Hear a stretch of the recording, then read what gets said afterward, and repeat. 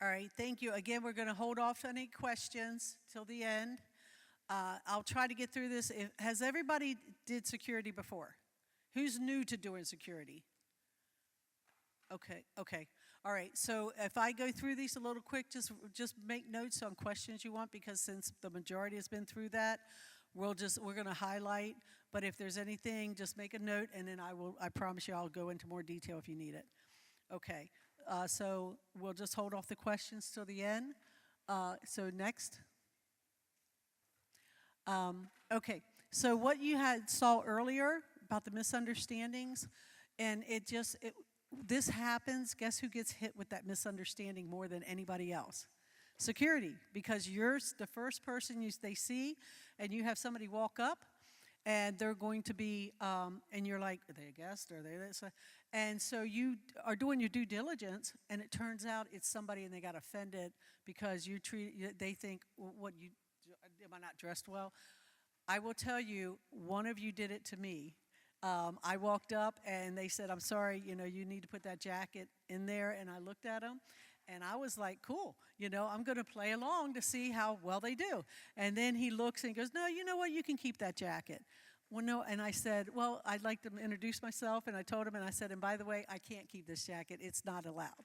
And they were like, oh, no, and I was like, no, but I'm glad we had this opportunity. So I didn't think anything of it. It didn't bother me a bit, but some people it does bother. So with that being said, that's why I'm saying we're assuming everybody's a guest. If you know them, that's one thing. But if you don't know them, then it's their responsibility to let you know, hey, I'm here to take shift 1. I'm here to take shift 2. Okay? And if they don't, you're going to assume they're a guest. It's okay. They know that. No, I got your back. If anybody has anything, I got your back on that security. Anybody in your group that's going to be security, I'll have your back. The other thing we had a problem with is that the board members were coming on Sunday because it worked out for them. How many people worked a Sunday? It's crazy. It's crazy. You're trying to get things set up. The lights aren't working. The kitchen didn't work. All the things you got to get the kinks out for Monday. And so now they know not to come. I go to the board meetings and I tell them, don't come. You okay? And they're my boss, but they can't come. But when they do, they need to have a shirt on. Every one of them have a shirt, so they need to have their shirt on and their badge. Next. All right, we need you, okay? We need you for the safety, security, and for overcapacity. If it wasn't for you guys, we'd be in a world of hurt. You guys are very important to the shelter manager. Next. You're very important to the shelter manager because you are their eyes ahead of time. You're their little telescope. We need you desperately and anybody you have as security, we need them to be on game for this, because the shelter manager is going to want you to know you're going to be looking at stuff. You're going to be eyeing things. You're going to be saying, hey, got a problem with this person, so that they're getting ready to go. And they're in their mind, they're like, okay, I need to address this. I need to address that. You're also going to be going around the area and making sure things are set up as they're supposed to be. Now, how do you go ahead and approach things like this? How are you getting yourself ready for that? Well, here's some of the things, okay? These are just just some general ideas. We are a low barrier, not a no barrier. So that means not just anybody can come in. Okay, if they're really drunk, if they're a sex offender, they're not coming in. If they're really high on drugs, they're not coming in.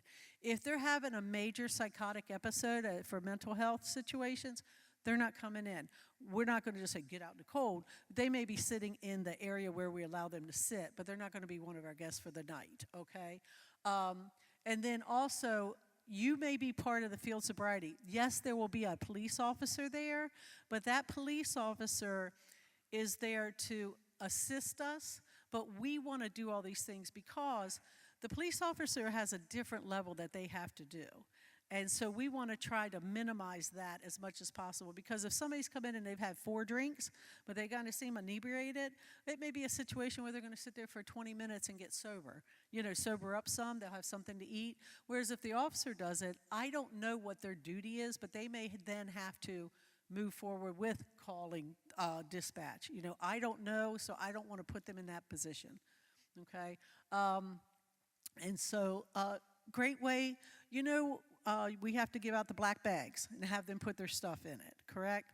Okay, while you're doing it, hey, how you guys doing, and they bend over and you see a bulge hanging out there. Well, oh, wait a minute, they're trying to bring some goodies in. They put alcohol down in their socks. They have to really go to the bathroom so bad. And it was in a church really close to here, like here. They put little alcohol bottles in the toilet hold dispenser. So a lot of times they really got to go to the bathroom because they're setting up for the night. Okay, so next. There you go. Okay. And so these are just things that, generally speaking, that we want you to do. As I said, before the shelter even opens, you're going to want to make sure you've walked the sleeping areas. There have been knives found by the mats. There's been, just things like that. So you just want to go walk around.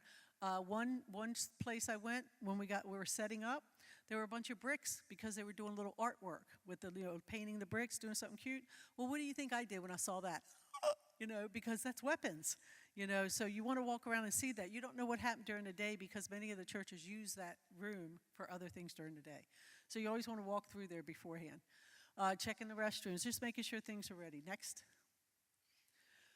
Okay, and you are going to there's a lot of training that happens to be prepared, but for your situation, do a little check where you are centered, your hands are hanging. When you're doing this, you know the body language, okay? You're not looking very open to talk to anybody. So you want to make sure your hands, you want to do slow gestures, nothing fast like that, or, hey, what are you doing?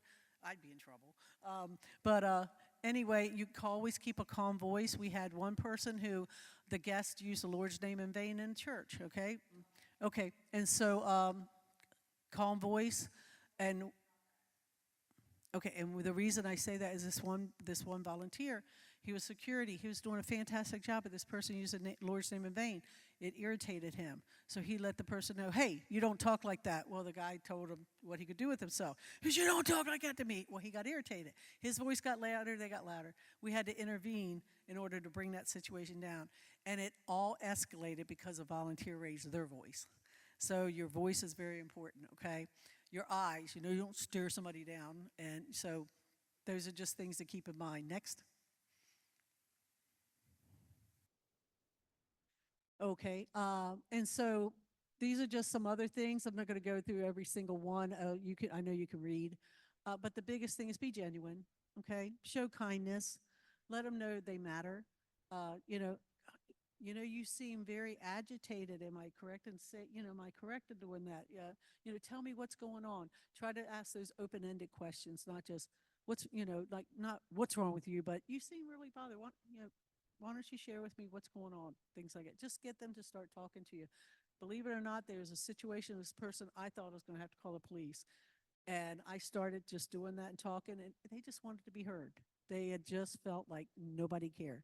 But they were coming at like just some, angry, crazy person. And really, they had a bad day and just wanted to be heard. And within 5 minutes, the whole situation calmed down. All right. Doesn't always happen. Sometimes you're if you're security, you're out there talking, you look at the officer, just go, they should always be with you. By the way, when you're out there and the officer's there, I did not know this. I got a lot of reports that the officer was standing against the wall, kind of hanging out while you were out there doing bags. That officer is supposed to be with you when you're handing the bags. So if they are not, just look at them and say, hey, would you join me outside while I'm passing out the bags? Okay, so you always want them with you. Next. All right, keeping a balance. We just went through that. You want to keep the calm voice. You want to keep your body posture in an open, non-threatening manner. And if there, remember, you're going to control the tone. So I'm really irritated, and there's just people. You just lower your voice, start talking slower, and it's just amazing how they will begin to slow down and talk slower. They may even stop and take a deep breath. Okay, so you control the tone and the speed of the conversation. Next. And so with this one, this is where I just said you have two people. In the event that you think, we got a problem here, you just get the shelter manager, get the police officer, whatever. A lot of times, if you guys think, I don't want to deal with this, or I don't know how, all of our shelter managers have gone through mental health first aid training, so they have some skills with it. So you just get them, but then don't leave them. Okay, stay with them while they're dealing with it. They will have you stand out. They may hand you the shelter phone. When they do, you want to have 911 on there and ready to hit send so that you can call 911 if they decide that they need help. Okay. I have done that before. I've given it to the security and said, just be ready. If I turn and look at you and nod my head, just hit 911 and tell them we need them out there. Okay. The police officers are great. They are so thankful that we have a shelter program. They will be there in minutes because they don't ever want this program shut down. Okay. And like I said, you don't want to rush. Don't try to interrupt them. Don't decide that you know what their problem is. Give them a chance to have their voice. Next. Um, and then like it's just another part of being sincere. Don't just don't say, well, you got a problem. You can just say, I'm hearing that you're frustrated, but I'm not sure what's going on. Can you help me understand? You know, and do something like that instead. Because okay, they're being obnoxious. They're not listening. They don't want to do this, but you don't want to go that route because you're not going to get anywhere. Next. Trying to see where another, just these are just some of the statements. These are open ended. And the other thing that's really cool that works real well is you just restate what they said. You say, well, what I heard was, and then they go, no, no, no, that's not what I meant. And then then you go, oh, okay, okay. So then what you meant was blah, blah, blah. And they may go, yeah, that's what I meant. Or no, no, no. But it's getting them to talk and to explain how they're feeling. Okay, next.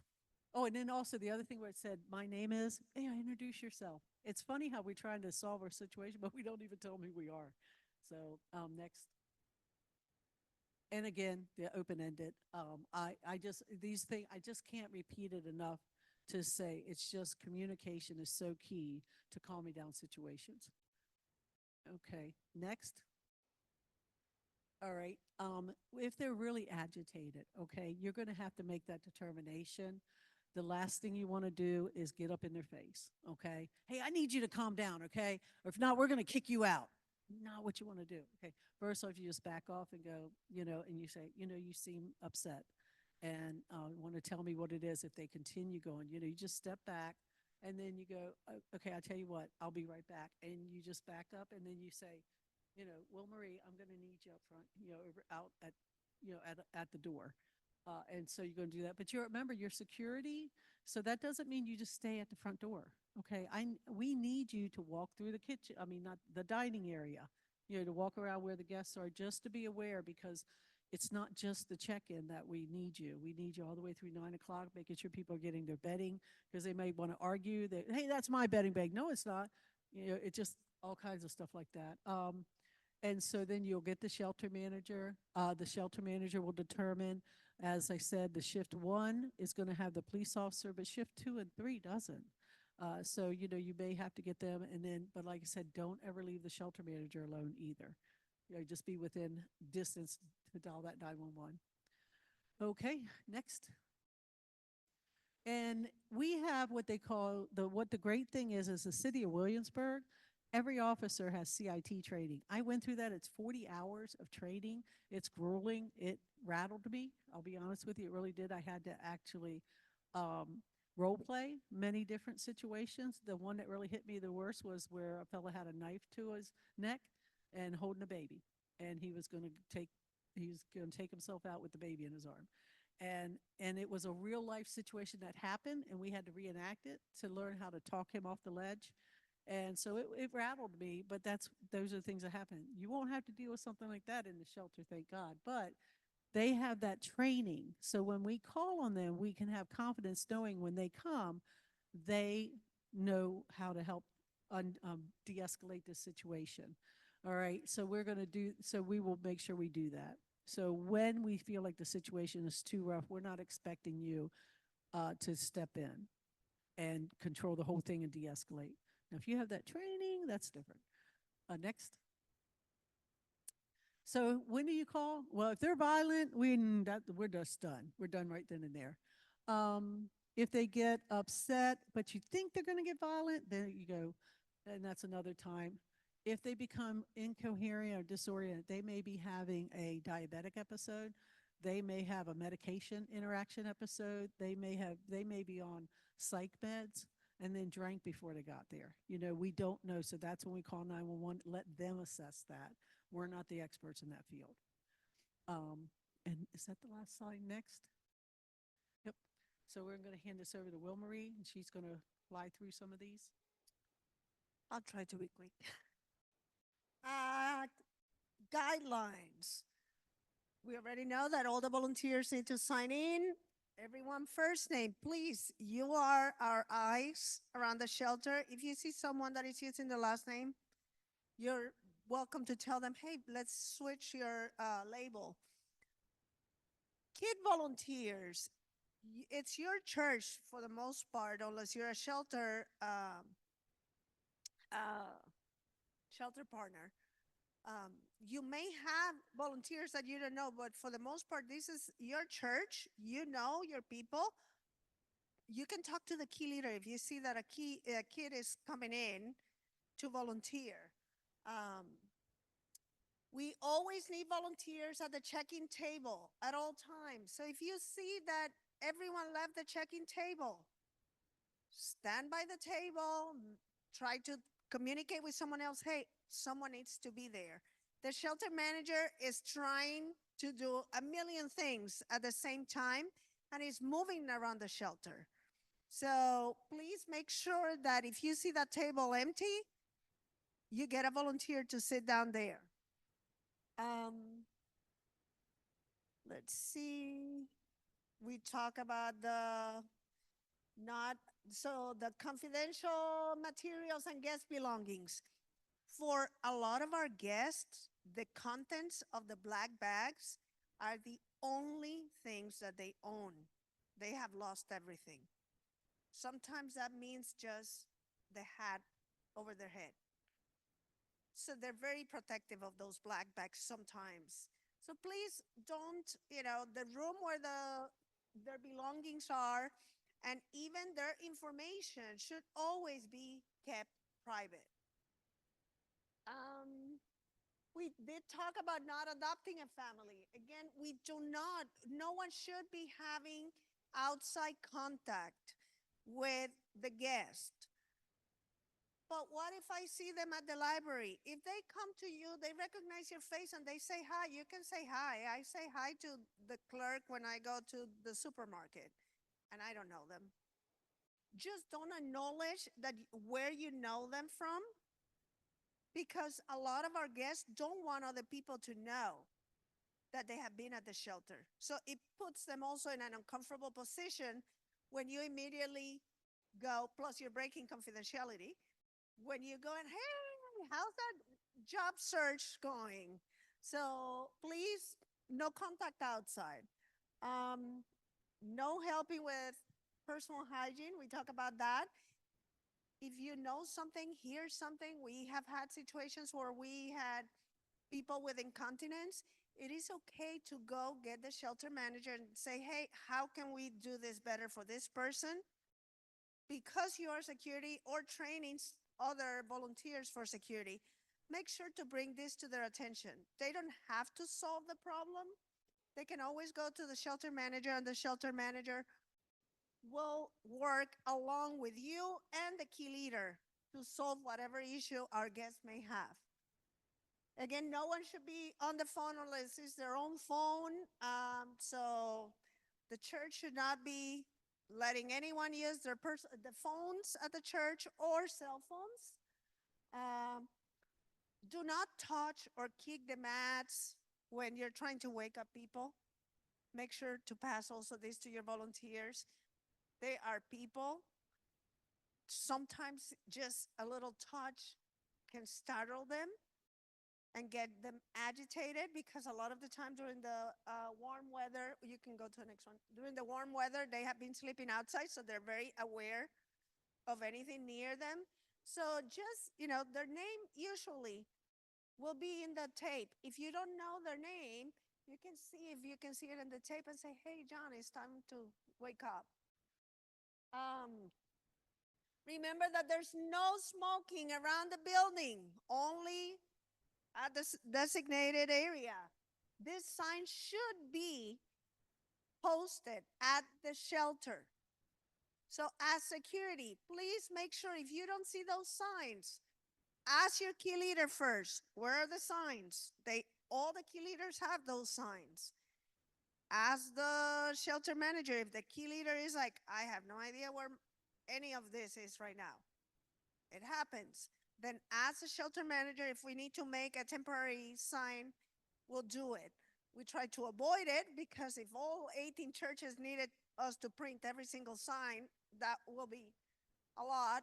And you see what we carry from church to church. But please make sure that all these signs are posted. In the women's area, we should have those posted. Next. Same with the men. This also should be posted there because for some people it's common sense if it says men area or men only, but it's still not lights out. We can go in. Nope. So you want to put all the signs. Next.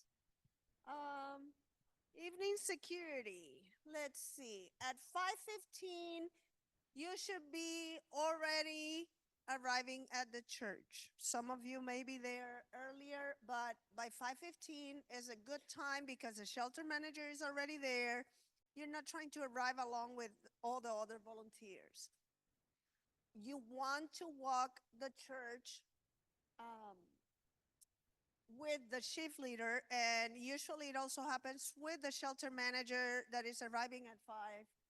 They walk around with you, you're checking bathrooms, you're checking anything, like she said, the bricks in this Sunday school classroom, anything that could be a potential weapon.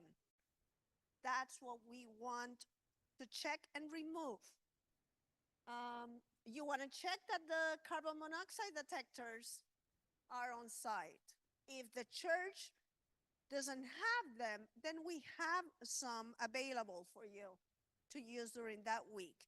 But typically you will know that when the fire department come to do the inspections for the building.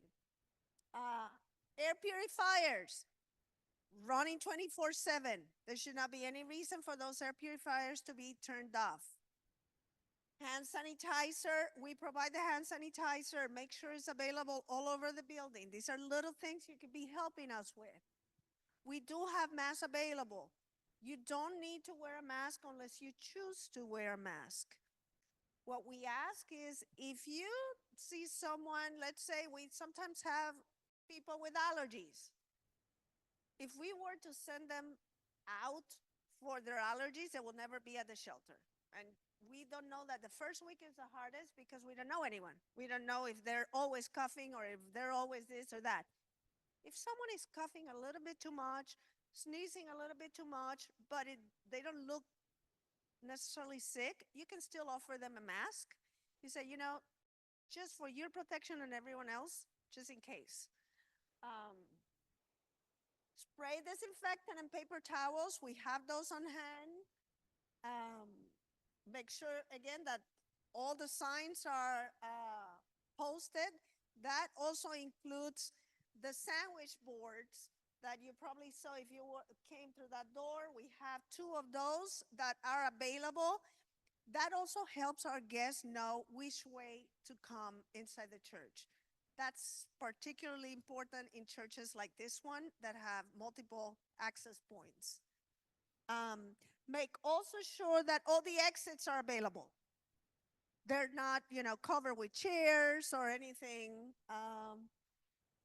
Sleeping areas, again, that everything is designated and marked properly, and that anything valuable or dangerous is removed from the spaces that the shelter is going to be using.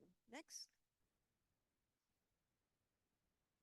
So anyone entering, okay, this say here that we're going to check temperatures, scratch that. If someone seems sick, you can ask them to leave if it's very obvious that they might be sick. You can take their temperature. We're not mandating anyone to do temperatures. That was a big issue. And right now, in all reality, COVID or no COVID, if someone is sick, they should not be at the shelter, volunteer or a guest. If it's a guest, don't worry about it. Just inform the shelter manager, and the shelter manager will know what to do and how to proceed to take care of the guest. Um, as we start getting higher numbers, you want to get, every single week, check with the shelter manager when we get to your church. Hey, how are the numbers looking? Typically, Donnie does communicate that to the key leaders the week before, but it's good for you to know so you know how full we're getting and if we're going to have to be sending people out. Um, if you see any guest that is acting off, again, bring it to the shelter manager's attention, or anything that could potentially be an issue. Sometimes the guest is not off, but you can tell that the guest is a little bit too snappy or, angry just for any questions. It's okay to bring that to the attention of the shelter manager so everyone can keep an eye on this guest. Um, so provide the black plastic bags with the pull tie. We don't have the black today, but we have white ones, just so you see. Pull tag. You're gonna provide one of these to our guests. And just so you know, when we provide these to the guest, if this is like this, just like this, and they put the label here, that label is gonna open. It's gonna split. You don't have to make a knot. Just one tie and back up again. That secures the contents, and then the label can be put there. Just for illustration purposes. Yes. If showers are offered, there's always questions about this. Our guests are allowed to have one top and one bottom in a grocery bag like the Food Lion, Office Max bags. We provide those bags. That doesn't mean feminine products. It does not mean underwear. It does not mean, it means a top and a pant. We provide underwear for our guests. So, but I don't like what you give us. Well, you have a choice. If you're going to take a bath, you can bring a new shirt, a clean shirt, and a clean pant in your bag, and we will provide you the underwear.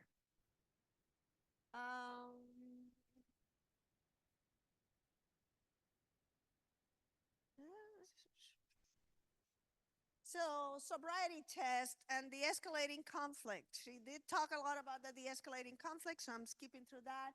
Sobriety test. The shelter managers will be trained on how to perform very simple sobriety tests. They are not foolproof. It's to keep everyone safe. When a shelter manager determines that someone needs a sobriety test, the shelter manager will need the security person right next to them as a witness. So please be aware of that. And if you see that someone may need one, it's okay to go talk to the shelter manager. Hey, maybe this person may need a sobriety test. Next. Check-in starts at 6:30.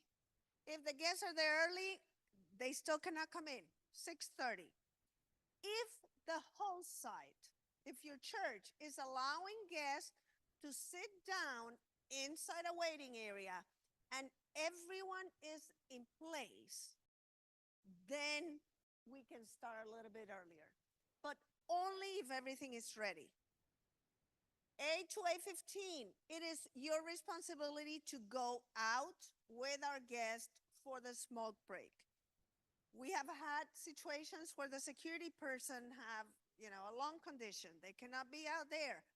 Then someone, the church and the key leader need to designate which person is going to be outside, providing security at the same time that our guests are smoking. Usually the police officer will also go with you outside. Bedding distribution starts at 8:15. Bathrooms need to be checked frequently, especially during the 6 to 9 when everyone is in and out of the bathroom, we need constant monitoring to make sure that nothing is being left behind or that no one walked in when someone else was there without asking and then they're fighting or something like that. So please make sure, and if you're female, you can go grab another volunteer and say, hey, do you mind doing a walkthrough at through the bathroom? Same thing, the opposite way. If you're a male and need the women's bathroom checked. If someone leaves the shelter, they they're gone for the night. They cannot come back that night. You can tell them, I hope you have a good night. Come back tomorrow again. We'll try it again tomorrow. But for tonight, you cannot come back. Only the executive director, key leader, shift leader, or shelter manager may distribute the over-the-counter medications. Why? Like we said earlier, because we have to log it. For safety reasons, it keeps the less hands handling medication, the better. Next.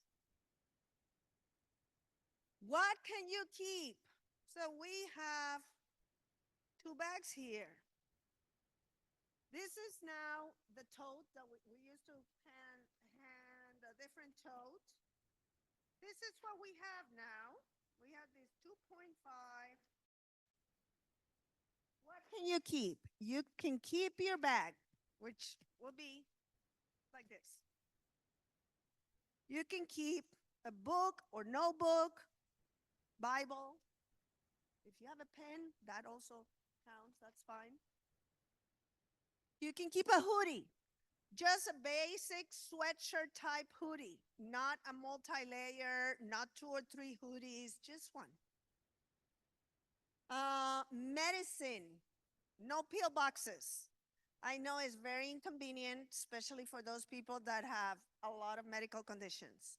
Unfortunately, because of our setup, pill boxes are a danger to them and to the other guests in the shelter, because anyone can easily open them and grab something. Well, if the medicine is in the bottle, yes, you're not a pharmacist, but you can easily, if there was any questions, you could easily look through the bottom of the bottle and look that all the pills look exactly the same size, and that the name of that person is on that bottle. iPod, tablet, Game Boys, or whatever other electronic type, thing, that it's okay. Cigarette and lighter, as long as it's no electronic cigarettes. The toiletries that we provide them the first day of the week, those toiletries they can keep. Sometimes we may have full-size bottles. That's typically not, that especially happens with deodorant and with toothpaste. Otherwise, everything is travel size. And then the change of clothing, only if that church is providing showers. They can keep their money or their wallet if they choose. They can also have a comb. Please know, I know some people ask, can they have a razor? We provide them a razor. Yeah, they can have a razor. It's here. What they can have. Oh, they can have socks if we provided them.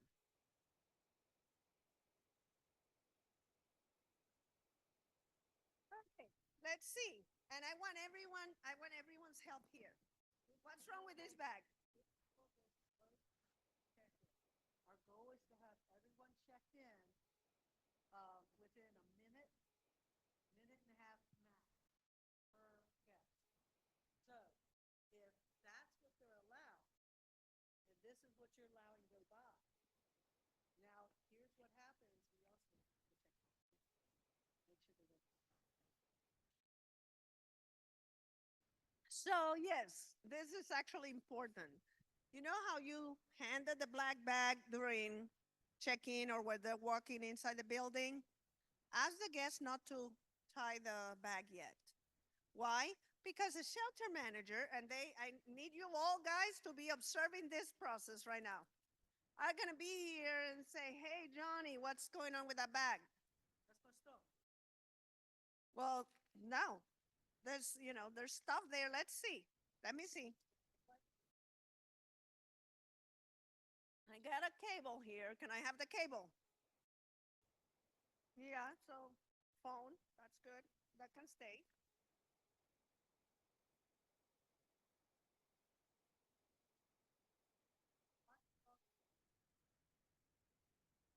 But I get cold at night. Sorry.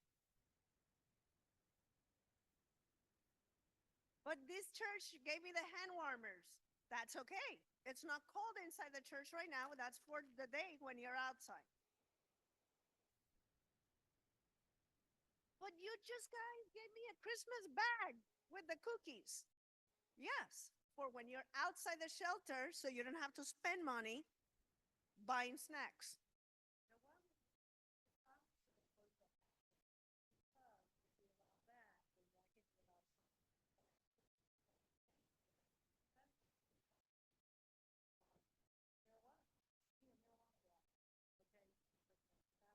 True story.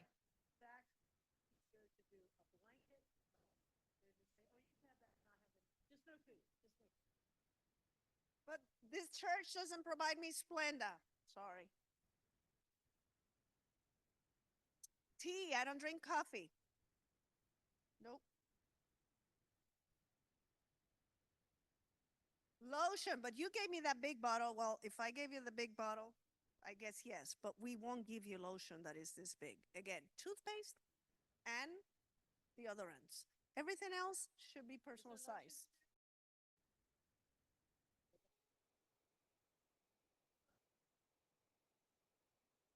I need that bag for my laundry. Well, here, how about you put your bags there? I'll give you a new one clear so you can later, when you're inside, use it for whatever you want. But your bag is not coming in with you. I'll give you one. But I like Chick fil A. Too bad. Chick fil A sauce. And I also gave him this bottle of water yesterday that he's been saving all day for the next day. Now it's vodka. Nope. Socks. I provided the socks. I provided the socks. Oh, this is a good one.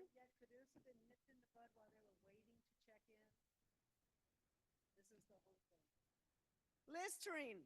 Okay, this one says zero alcohol. Well, we're not handing Listerine because most of the mouthwash have alcohol.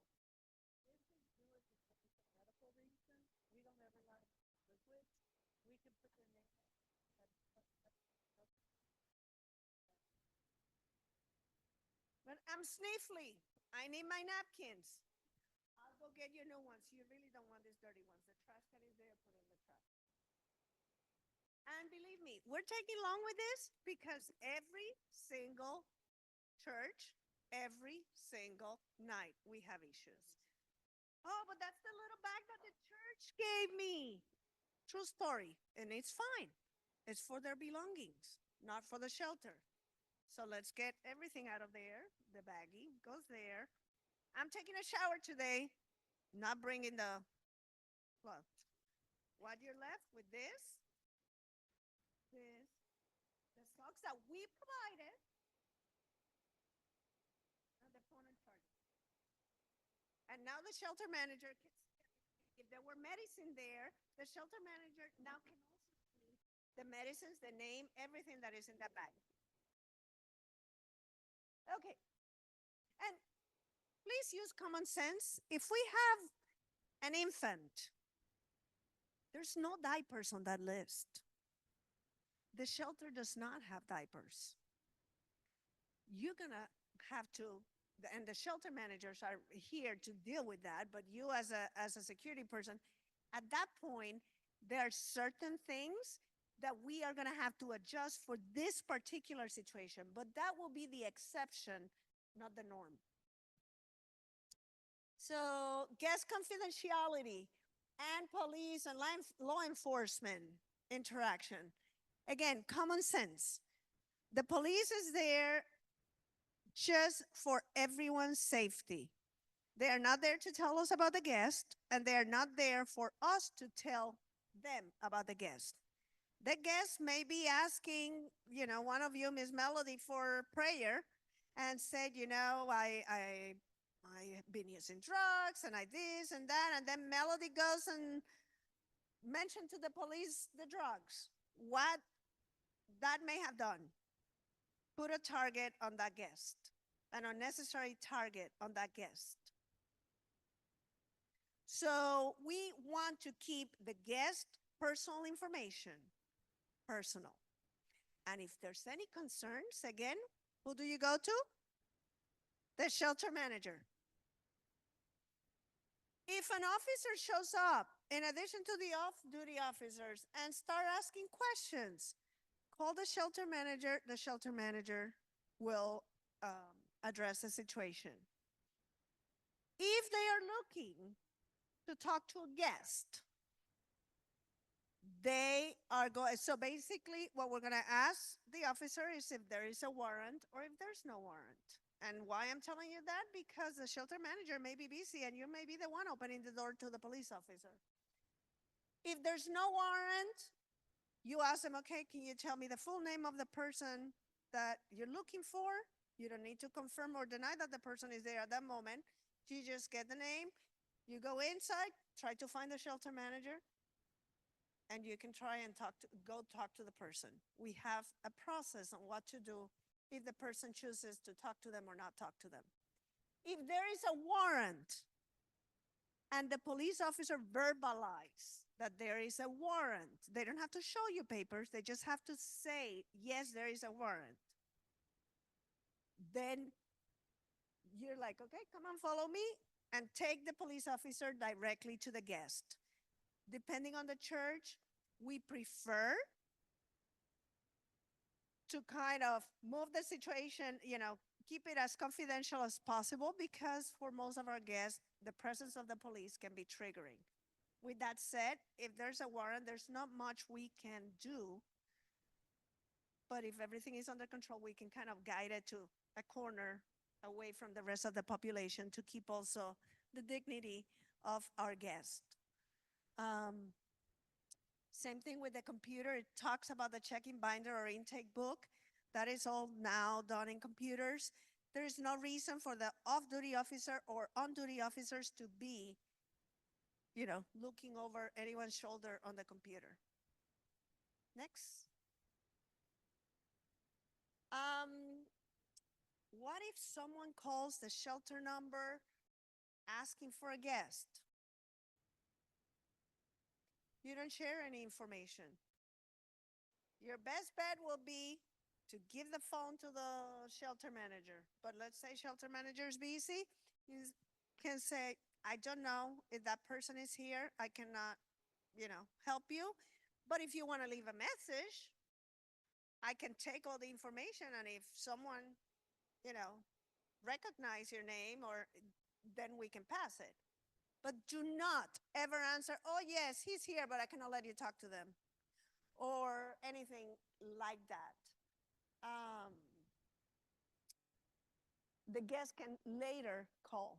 And if it's an emergency situation, again, give it to the shelter manager. The shelter manager will address the situation with Donnie or myself and decide if the guest will have a special exception to communicate, with the family, which are almost non-existent.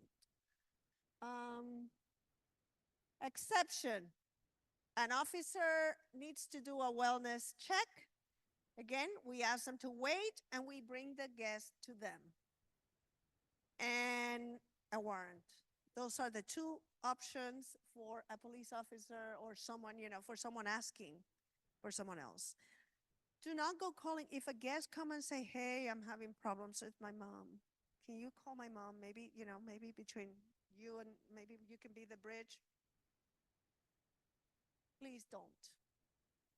Overcapacity. There was a question about this earlier. When we get to 25 guests, that means no one else comes in. It used to be that we could go to 27. The problem is that right now the mattresses don't fit. We can fit only 25. So that's as many spots as we have. If there was any other arrangements that can be made, we might try, but usually it's very, very difficult. So you want to make sure that you read through the overcapacity protocol, so that way, if the shelter manager needs assistance, you can help implement it. And any questions for Donnie or myself? Yes. No, we do have feminine products. Oh, Is there any Zoom going on? Charles, is there any Zoom? okay. Okay, so the question is there any tampons or feminine products on the toiletry bags? No. The shelter does provide feminine products and incontinence products. And if in the emergency situation that we may not have the right size, it have happened in the past, the shelter manager is the first person to go and get. They will call us and we will assess. Sometimes Donnie just call the key leader to see if there's something, a quick solution in the meantime, and if not, we will try to make arrangements for that specific situation. But we do have pretty much everything that they may need.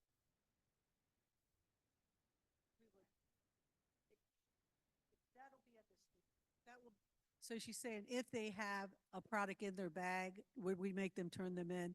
It's going to be at the discretion of the shelter manager. If they can tell it's obviously a tampon packet that's never been opened, that would be one thing. But if it's something that's just tucked kind of folded, they can decide yay or nay, because it could just be something that, because people don't want to talk about that, then they may say, oh, that's a good place to hide something. So, yeah, so it'll be at their discretion. Yes.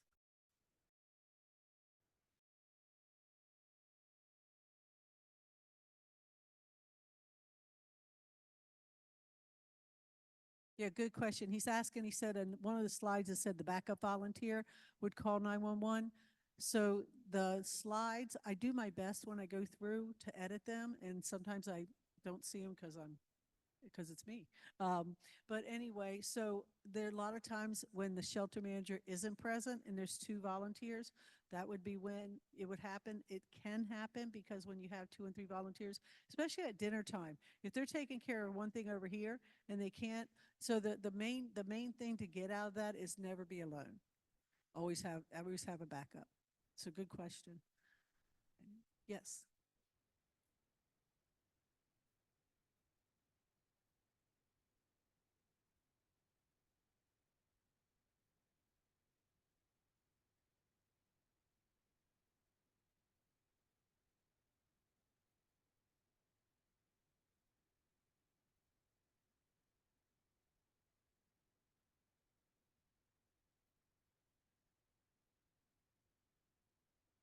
So the question is the specific role of the police officer versus a security volunteer being present or not during the smoke break. Our program requires our volunteer to be there, not the police officer. With that said, there are times that the police officer wants to go above and beyond. It is not part of the scope of their job. So we really, really, for everyone's protection, prefer for that volunteer to be physically there. You don't know the interactions that are happening, and this is still a police officer. You don't know if any of our guests have had interactions with that person. But the police is always with the volunteer, yes. And I would say the only exception to that is if there was an emergency situation in the shelter and the police was tied up in a more serious situation than a smoke break. Yes, sir, you had a question.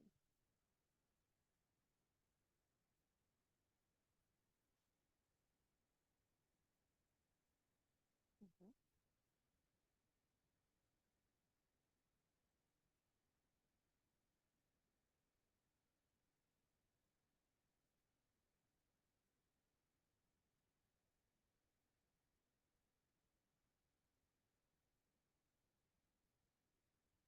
Great question. The question is what to do if it is obvious that there's an item approved or not approved in their pockets and you have asked the guest to remove it. In this case, it was the case of a knife. Um, First thing is the person won't check in. We won't allow the person to check in. So that's why it's important for you to communicate with the shelter manager at that point and say, I don't think this person have emptied their pockets.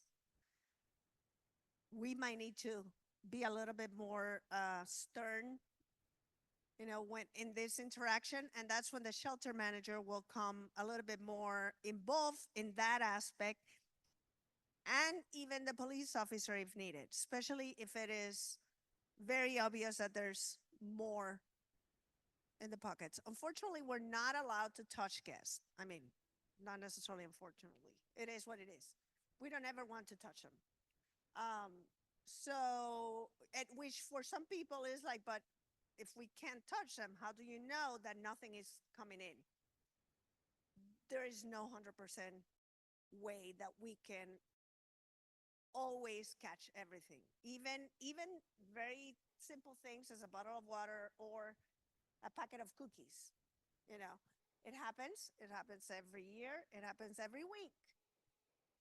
All we can do is to try, the best and kind of tell them, we really want to keep you here, but we really need you to remove everything. The other thing is if you think, I know they do it. And even if you didn't technically see it, but you just have that, you just, not because you're paranoid, but you just have that sense that something's not, you're just like, I'm pretty sure there's something else going on here. You will, with an officer or the shelter manager, so that you have a witness, I need you to turn your pockets inside out, or I need you to lift your pants leg. And if they get upset about it, then remember what the conflict resolution, you keep the calm voice and you share that this is for their safety. You say, I understand this might be upset. I noticed whatever. And it may turn out that it was some pack of cigarettes that look, you never know. But at least that way and it's easy to just say, I'm sorry. I just wanted to make sure everybody was safe. But you can do that. Want to go get the shelter manager. But yes, that happens. Well, unfortunately, we're not allowed to have a metal detector. Still working on it, but I got to get approval before I can do it. But that's my next goal. A lot of people think, gosh, we're trying to be a kind, compassionate shelter. With after COVID, the mental illness, the level of it has become so much higher that we have to adjust with that. So, and then you said you had two questions.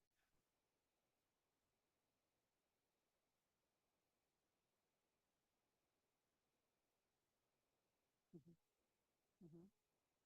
Okay, so the next question was during the smoke break, it's hard to keep them corralled because they want to wander off because they want to smoke a little weed.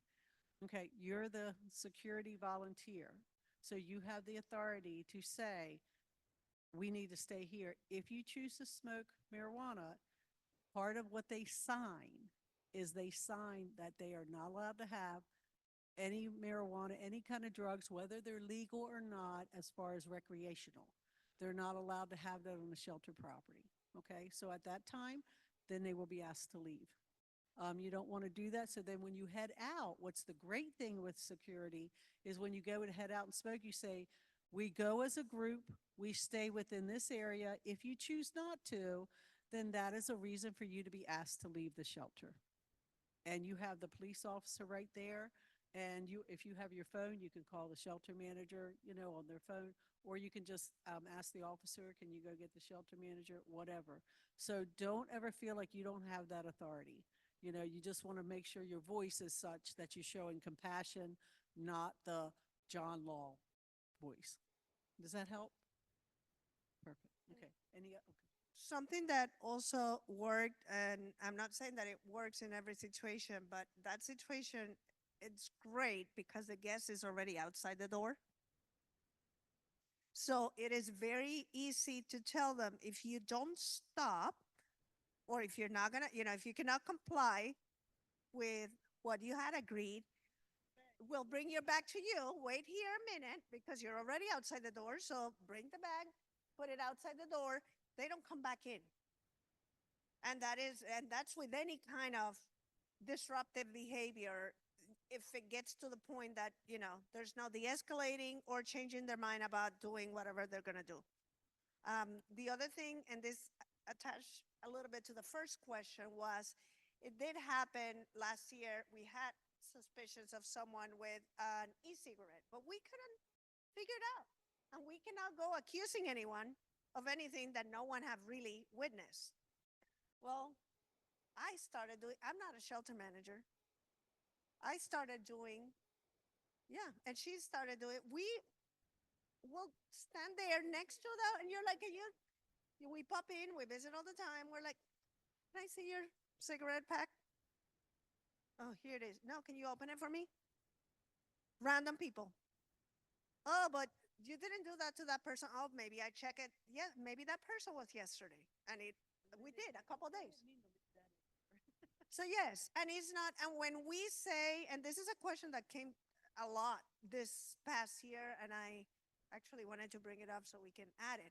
When we say that something is not allowed at the shelter, it means here and under person. It is allowed on their black bag. So if they have drugs, they can put them in their black bag because those black bags are going to be put away. They don't have access to them. If they have a knife, that's where it goes, away. So that's not considered inside the shelter as long as it's put away in the black bag. And that's why we don't want people touching anyone's bags if we can avoid it. Is there any Zoom questions? Well, there you are. Okay, great. Any other questions? Okay, can we close with prayer? And I'm going to do my best here. Dear Lord, we just thank you so much that we had the opportunity to come together. Lord, I just thank you. I thank you so much that I have shelter managers, I have an assistant, and that we have volunteers. We could not do this without them. Lord, I thank you for Williamsburg Community Chapel that they opened their building up to allow us to have this. Lord, I pray that as we all head out tonight, that you would just put your arms around us and surround us with your protection so that we can all get home safely. And I just thank you that I hope that our words were honoring to you. In Jesus' name I pray. Amen.